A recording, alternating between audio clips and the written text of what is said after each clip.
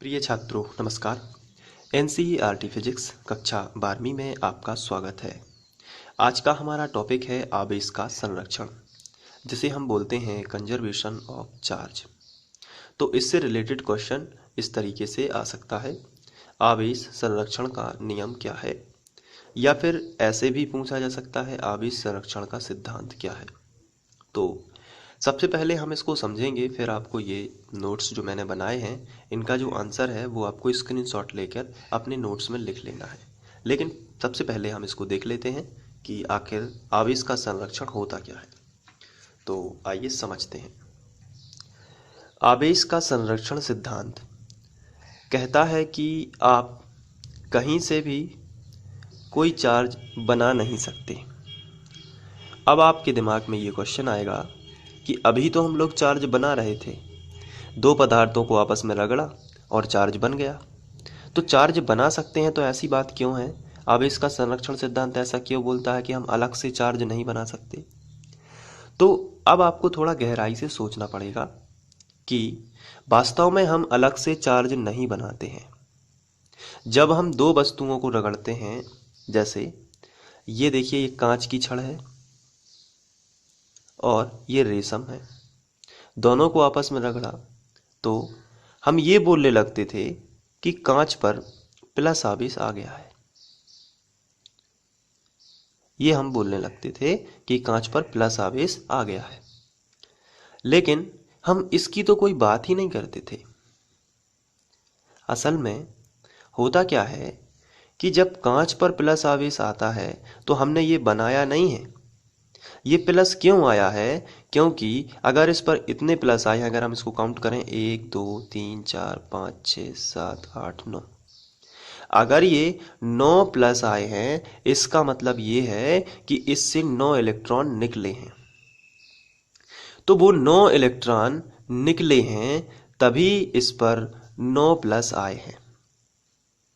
कहने का मतलब ये है कि इस पर चार्ज इलेक्ट्रॉन निकलने से, इलेक्ट्रॉनों की कमी से आता है। जैसे फिर से समझिए, किसी पदार्थ से अगर एक इलेक्ट्रॉन निकलता है तो उस पर एक पॉजिटिव चार्ज आ जाता है।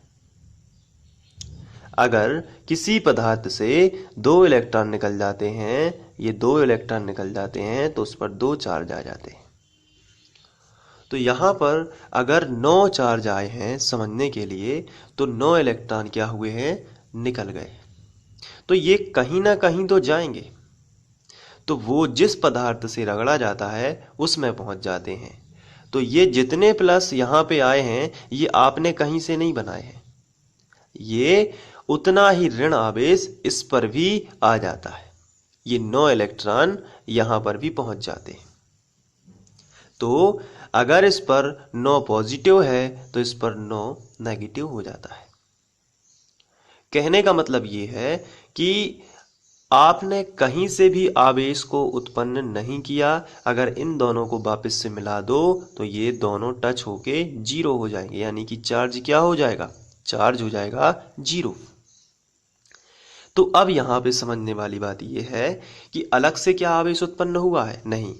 अलग से तब माना जाता जब इन दोनों को मिलाने की बाद भी चार्ज जीरो ना होके प्लस और डबल प्लस या कुछ भी आपको प्राप्त होता, तो आप कहते कि हाँ चार्ज मतलब अलग से कुछ बना है।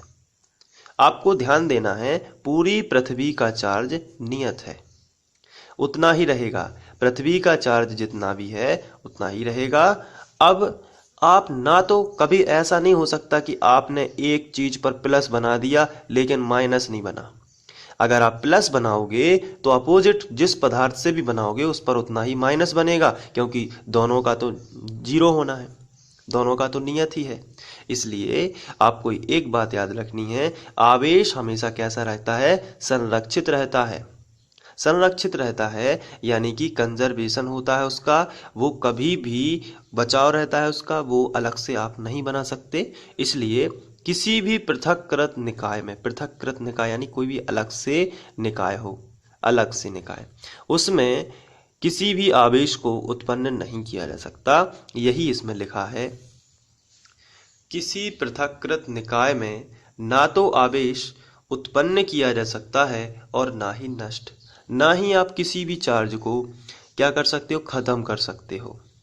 अपने आप से ना तो एकाध चार्ज बना सकते हो, ना ही अपने आप से एकाध चार्ज समाप्त कर सकते हो, क्योंकि जब आप कोई भी चार्ज बनाते हो उसके अपोजिट दूसरा अपने आप बनता है और दोनों को मिलाने से वो जीरो हो जाता है। ऐसा नहीं है कि आपने केवल एक प्लस ही बना दिया और पूरी पृथ्वी पर माइनस कहीं बना ही नहीं।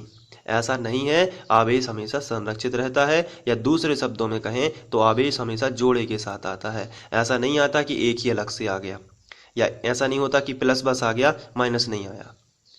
तो आपको ध्यान रखना है, आवेश हमेशा कैसा होता है, संरक्षित रहता है। अगर प्लस बनेगा तो जरूर माइनस भी बनेगा, और अगर माइनस बनेगा तो जरूर प्लस भी बनेगा। दोनों जोड़े के साथ आएंगे, अलग से नहीं आता। तो किसी पृथक्कृत निकाय में, पृथक्कृत निकाय जैसे कोई अलग से पदार्थ हो जो पृथक यानी अलग होता है, कोई अलग से पदार्थ हो, ये ना हो, केवल ये ही हो। निकाय में ना तो आवेश उत्पन्न किया जा सकता है और ना ही नष्ट किया जा सकता है, और यही आवेश का संरक्षण नियम है। बस इतना आपको याद रखना है कि किसी पृथक्करण आवेश में अलग से ना हम उत्पन्न कर सकते हैं कोई भी आवेश, और ना उसको नष्ट कर सकते हैं। तो यही है हमारा आवेश संरक्षण का सिद्धांत। उदाहरण में यही उदाहरण लिया गया है। कांच की छड़ को रेशम से रगड़ने पर जितना धन आवेश कांच की छड़ पर आता है, उतना ही ऋण आवेश रेशम की छड़ पर उत्पन्न होता है। ऐसा नहीं है कि कांच की छड़ पर ही धन आवेश आ गया, रेशम की छड़ पर नहीं आया। इसलिए कांच की छड़ को जब रेशम से रगड़ते हैं, ये जो मैंने आपको एग्जाम्पल बताया है, तो जितना धन आवेश कांच की छड़ पर आता है, उतना ही ऋण आवेश रेशम की छड़ पर भी आ जाता है। और यही है आवेश संरक्षण का सिद्धांत। तो अब लीजिए आप इसका स्क्रीनशॉट। छोटा सा क्वेश्चन था, आशा करता हूँ कि आप लोग इसको बहुत अच्छे से कर लेंगे। चलिए ले लीजिए स्क्रीनशॉट और इसको नोट में नोट कर लीजिए।